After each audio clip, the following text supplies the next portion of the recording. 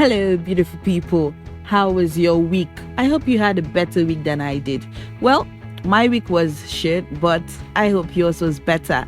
And it is the weekend. Yes, ladies and gentlemen, the weekend is finally upon us. Such blessings.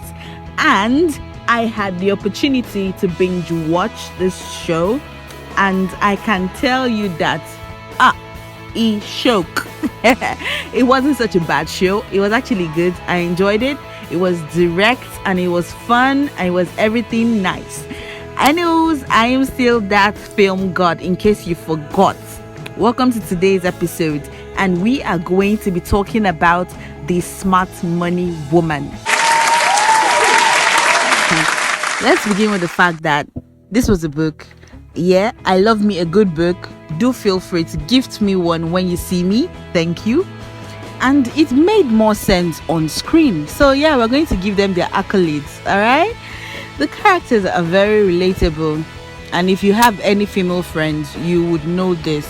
That spendthrift friend that never saves, no matter how high she earns or gets as allowance. Yes, you know that one friend. And if you don't, you are probably that friend. Oopsie, joke's on you. You know that entrepreneur friend that swallows both her capital and income and always needs money for capital? There is also that lucky friend that depends on her husband or boyfriend for every penny and she doesn't work. Yes, the one we always do God when for. Don't even remind me of the annoying friend that actually is the breadwinner in a marriage or family. It is not her fault, but please learn to draw the line now. These are the things, and these things happen, which is why I am so triggered. Because what lie? Now imagine all of these flaws in one woman. Pretty dumb, right? But yes, check yourself and you probably fall in one category. I like how this film captures all aspects of a life of a woman's finances without shaming us, using 5 friends as example. These characters are flawed, but they are smart. And they make bad choices just like almost every woman does. Financial choices are really hard to make. So this movie puts that in perspective and helps you, see the light. The part that pissed me off the most was the Asoebi buying part, because it happens all the time. Excuse you, I do not sit my ass in Lagos traffic 22 days a month just to get to work, plus work weekends too, for me to spend a chunk of my salary on your Asoebi, and we're not even friends. Like, how now? And that's the painful truth.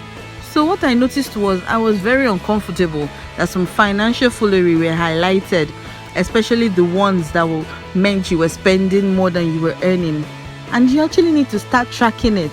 Almost stray bullets knock me, I won't lie. But I guess that's the whole point of the whole film. You need to be a smart woman with your money, pun intended. Because it's amusing how men will not wife you in the long run if you cannot manage money. Yet women keep selecting a husband based on how much he earns alone. Not even whether he can manage his own money or manage yours as well. And most importantly, not to be unfortunate enough to open a joint account with you, yet you are the only one dropping money inside the joint account while he spends it. Wrong. Most of all, that Bobby character is just like, how are you so uncouth and loud? I know there are people like that actually. And the club scene, that was just spot on. I cringed. Like being in the midst of so much loud and money misroad boys.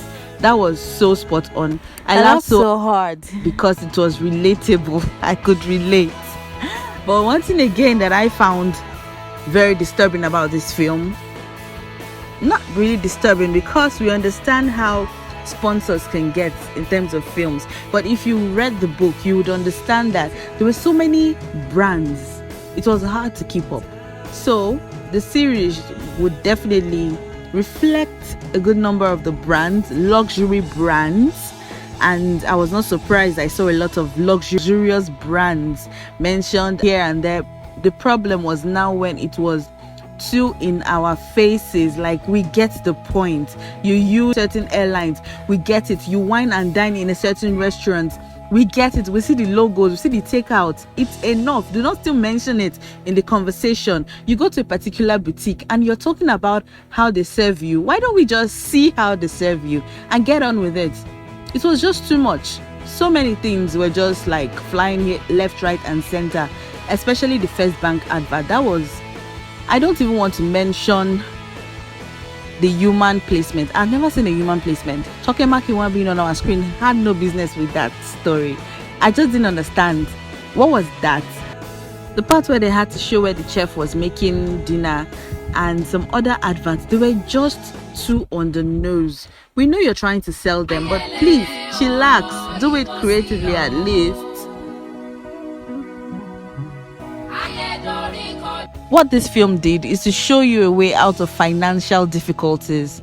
It is important to plan and track your money, but it is importanter to have multiple streams of income. Work smart, save smart. And that is my take away from this film. So if you're seeing this, see it with an open mind, because if it be you, that's our show for today. And I am rating this an 8 actually, because I enjoyed it. I had fun. It was nice to see. Really smart. Say it. Oh, did you tell them about the Chanel bag you got last week? But this my sister is not a space, sunglasses, Versace chain wearing Yankee. Who gave you? We can tell us who gave you. Who is it? I am still that film god. Bye for now.